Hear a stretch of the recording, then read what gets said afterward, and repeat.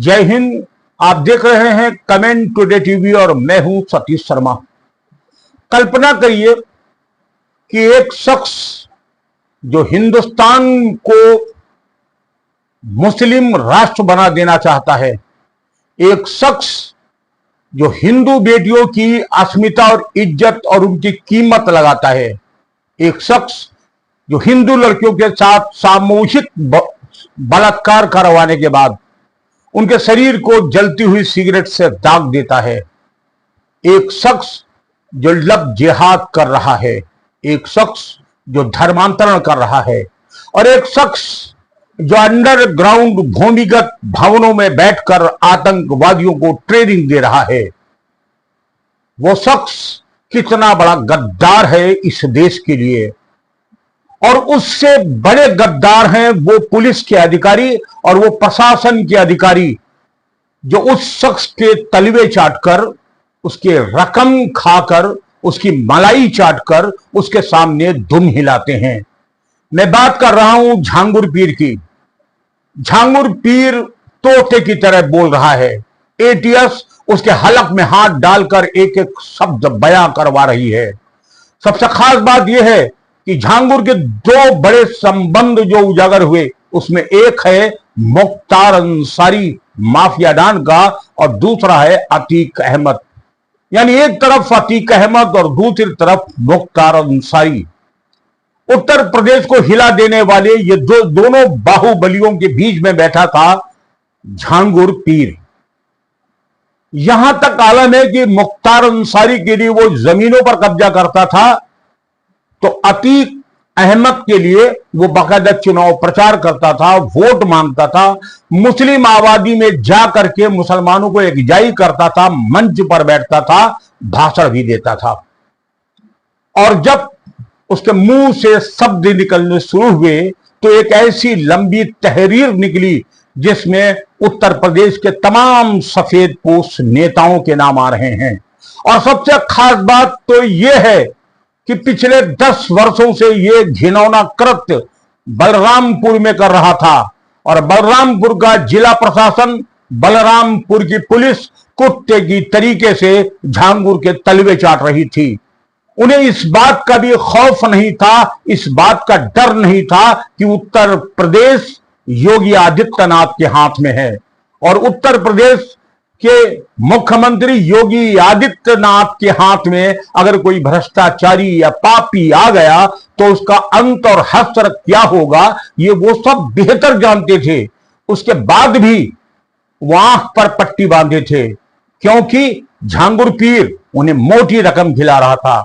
रकम ही नहीं, वो जो कुछ चाह रहे थे झांगुर पीर उन्हें सब कुछ मुहैया करा रहा था। अभी तक जो लिस्ट जारी होने वाली है उसमें बहुत लंबी फहरिस्त है। इस फहरिस्त में बहुत बड़े बड़े अधिकारियों के नाम आ रहे हैं, तमाम प्रशासनिक अधिकारी हैं और तमाम पुलिस के अधिकारी हैं।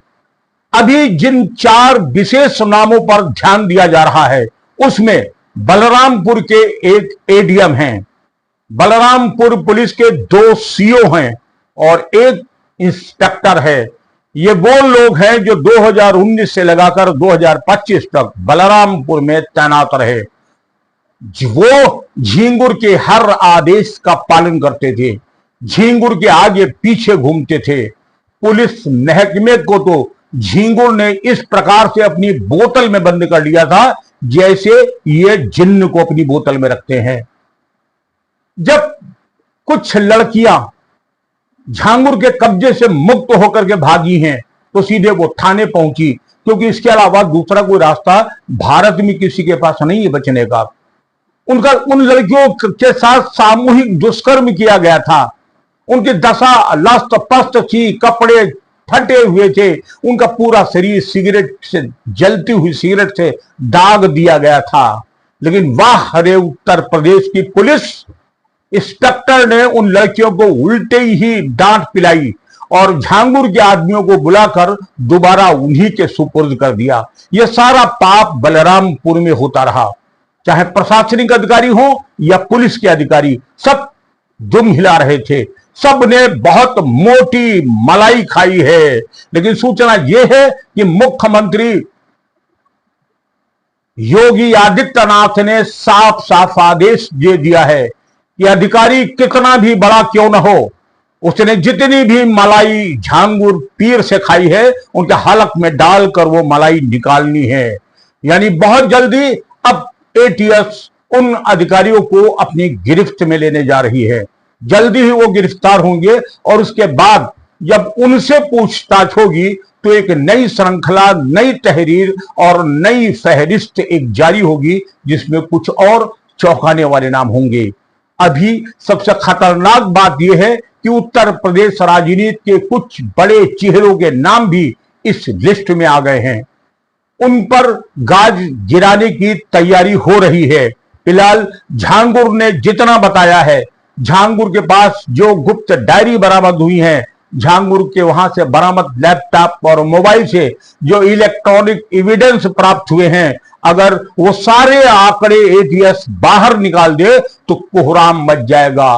मोटा मोटा तो यह है कि झांगुर एक लक्ष्य बना चुका था कि सन 2047 तक भारत को इस्लामी राष्ट्र बनाना है और इसी इस्लामी राष्ट्र बनाने के लिए वो काम कर रहा था। 3000 से अधिक हिंदू लड़कियों का उसने धर्म परिवर्तन कराया और इन धर्म परिवर्तन कराने में चाहे वो सवर्ण हो, चाहे वो दलित हो, चाहे पिछड़ी हो, सबकी अलग अलग कीमत उसने तय कर रखी थी। और दुर्भाग्य इस देश का यह है कि छाती कूट कूट कर पीडीए की राजनीति करने वाले अखिलेश यादव के मुंह से झांगुर पीर के बारे में एक शब्द नहीं निकला, जबकि उनके पीडीए की पी और डी की मासूम बेटियों की कीमत झांगुर लगा रहा था और उसे खरीद रहा था पीडीए का ए।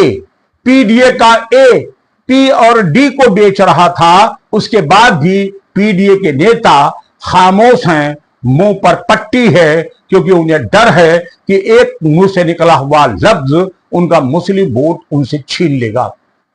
कुल मिलाकर के स्थिति खतरनाक है। अभी केवल एक झांगुर पीर पकड़ा गया है और कितने झांगुर पीर इस समय उत्तर प्रदेश में मौजूद हैं और कितनी जगहों पर ऐसे अड्डे चल रहे हैं और कितनी जगह धर्मांतरण किया जा रहा है, लव जिहाद हो रहा है और कहां कहां भारत को इस्लामी राष्ट्र बनाने का षड्यंत्र हो रहा है।